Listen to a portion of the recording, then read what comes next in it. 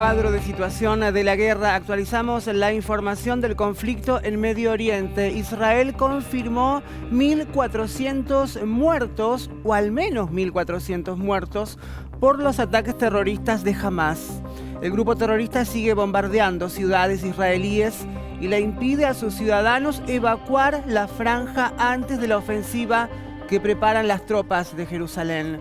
Además, hay 3.430 heridos, 350 de los cuales se encuentran en estado grave. En tanto, el Consejo de Seguridad Nacional de Israel elevó el nivel de amenaza a la seguridad desde Jordania y el Sinaí, en el noreste de Egipto, zonas fronterizas a las que además recomendó no viajar. Benjamín Netanyahu volvió a respaldar el accionar de las fuerzas de defensa y aseguró que todo el mundo sabe que estamos luchando por nuestra patria. Además aseguró, esto es solo el principio. En ese sentido, celebró los avances de los últimos días que permitieron recuperar territorios invadidos por los terroristas. Las fuerzas israelíes lanzaron un extenso ataque contra los objetivos de Hamas en la franja de Gaza. Además, realizó hoy incursiones localizadas dentro de Gaza para intentar hallar a rehenes cautivos en ese lugar y además atacar a terroristas palestinos en el área. También atacó emplazamientos de Hezbollah en el Líbano. Además, Israel, que ordenó que 1,1 de millones de personas abandonen el norte de la franja de Gaza y se desplace al sur dentro de las próximas 24 horas. Busca realizar una gran ofensiva en represalia por los mortales ataques perpetrados por el grupo Hamas.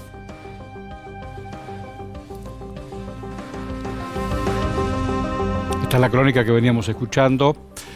¿Y dónde estamos plantados? Feli, nos visita Kevin Ari Levin. Hola Kevin, gracias por acompañarnos, ayudarnos a pensar qué está pasando. Bueno, gracias por la invitación. Estamos ante una situación delicada. Hace un ratito habló Benjamín Netanyahu al público israelí en una aparición rara, un viernes a la noche, muy particular. Ya durante Shabbat, en un gobierno de mucha inspiración religiosa totalmente excepcional. Y dijo que esto es solamente el comienzo. Lo que vimos esta semana, que para muchos israelíes debe haber sido la semana más difícil de sus vidas, para muchos palestinos en Gaza también, fue el fracaso de toda una concepción de seguridad que tenía Israel, a partir de la cual la situación en la franja de Gaza estaba bastante sostenible, se podía mantener cierto statu quo, no de paz, pero tampoco de riesgo.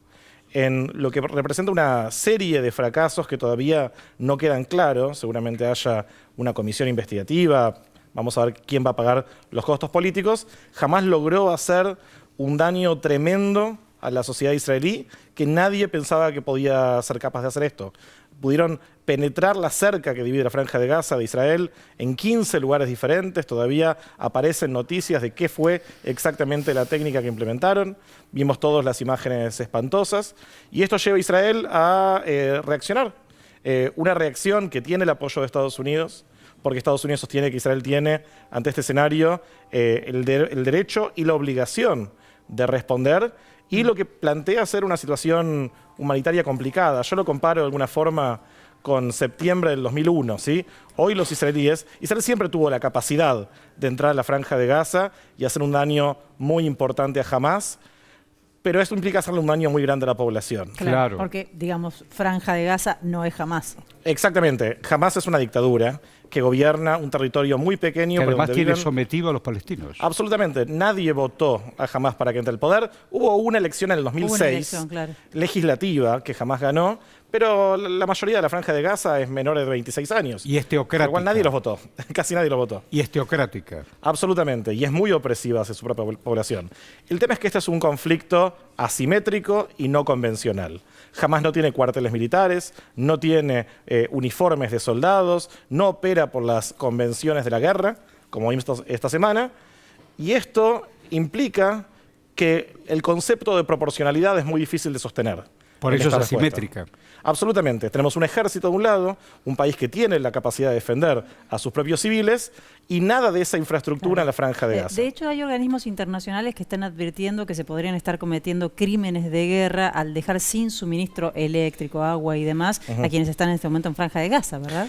Es muy difícil. Desde el planteo israelí esto apunta a que el operativo sea corto, de alguna forma ahogar a la Franja de Gaza para que jamás salga. Pero genera una situación muy problemática. Los israelíes hasta la semana pasada no estaban dispuestos a ejercer este tipo de técnicas, a pesar de que Hamás atacaba regularmente el territorio. Lo que pasó el sábado implica un quiebre en esa estabilidad y, lamentablemente, por las operaciones de Hamás, las principales víctimas van a ser los palestinos de Gaza. El liderazgo de Hamás está cómodamente en túneles o en el exterior.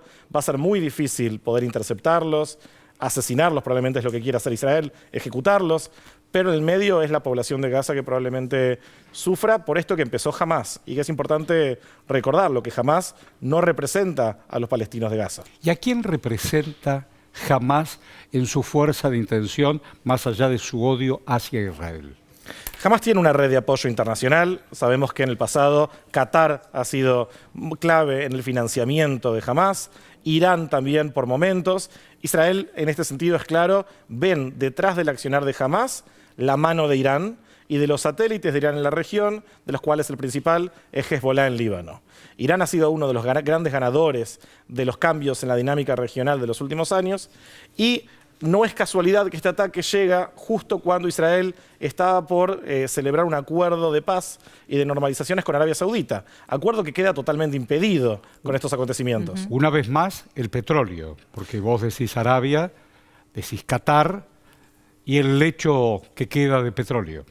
Es sin duda esencial en todo esto. De hecho, los precios de combustible subieron esta semana, porque como parte de este acuerdo entre Israel y Arabia Saudita, por ejemplo, y vemos como todo tiene que ver con todo en la región de Medio Oriente, Arabia Saudita iba a aumentar la producción de petróleo, que era un pedido de años que tenía Estados Unidos, y eso iba a incidir, sin dudas, en los precios de combustible. Ahora estamos viendo lo contrario, porque el acuerdo va a quedar suspendido, o al menos postergado meses. Difícilmente se puede celebrar un acuerdo así mientras vemos las imágenes en la Franja de Gaza, y esto sin dudas es parte del objetivo de Hamás, aislar a Israel de la región para fortalecer el eje que responde a Irán. Ahora, la cuestión de fondo de la que volvemos a hablar es el reclamo de Palestina, la disputa territorial. ¿Esto aleja o acerca la posibilidad de que en algún momento se pueda dialogar? Y en todo caso, ¿quién es el interlocutor? ¿La autoridad palestina? ¿Tiene que haber una mesa de diálogo internacional? ¿Cómo se sale de este conflicto?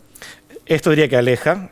Hoy, sí, muchos israelíes veían una amenaza en ofrecer concesiones a los palestinos. Lamentablemente esto atrasa cualquier tipo de confianza en el proceso de paz.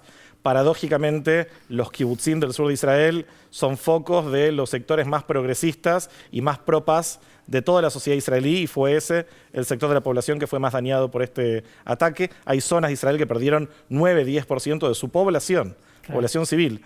Evidentemente, de Hamás no va a salir ningún tipo de solución de paz.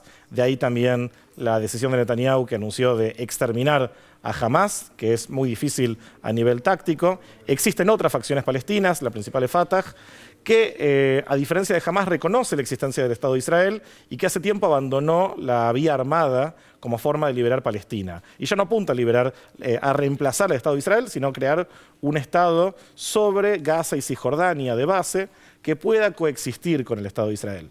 Pero no ha tenido grandes éxitos esa opción diplomática, por fracasos tanto del lado palestino como del lado israelí. Y este gobierno en Israel no es particularmente propenso a ofrecer concesiones territoriales. Tal vez esto desate un nuevo proceso de negociaciones que sin lugar a dudas va a tener que tener presión internacional para poder avanzar, porque acá la comunidad internacional de alguna forma abandonó el conflicto entre israelíes y palestinos, y estas son las consecuencias que estamos viendo. Kevin, gracias por tu compromiso y ayudarnos a pensar en voz alta. Gracias a ustedes.